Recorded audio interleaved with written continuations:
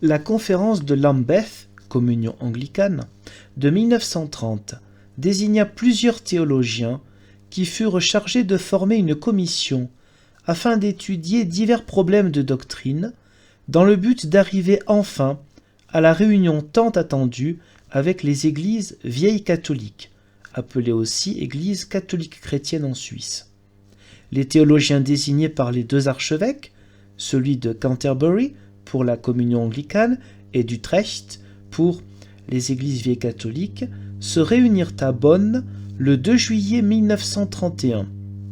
Bien que quelques points de doctrine fassent alors encore l'objet de difficultés, ce qui ne pouvait permettre un accord complet sur la totalité de la doctrine, on reconnut de nouveau que sur les points essentiels de la foi, il existait une base commune totalement catholique qui pouvait servir en vue d'une union entre les deux églises. La conférence signa donc un accord portant sur les 3 résolutions suivantes. Premièrement, chaque communion reconnaît la catholicité et l'indépendance de l'autre tout en maintenant la sienne propre. Deuxièmement, chaque communion est d'accord pour permettre aux membres de l'autre de participer à ces sacrements.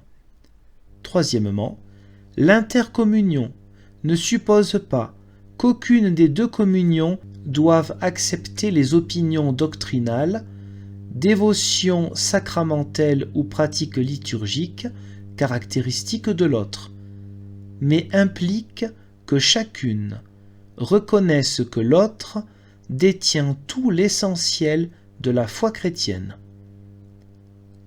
Ces résolutions de Bonn furent acceptées par les églises vieilles catholiques lors de la conférence internationale des évêques vieux catholiques du 7 septembre 1931 à Vienne, ainsi que par l'Église anglicane et l'Église épiscopale des États-Unis. L'intercommunion devenait donc un fait.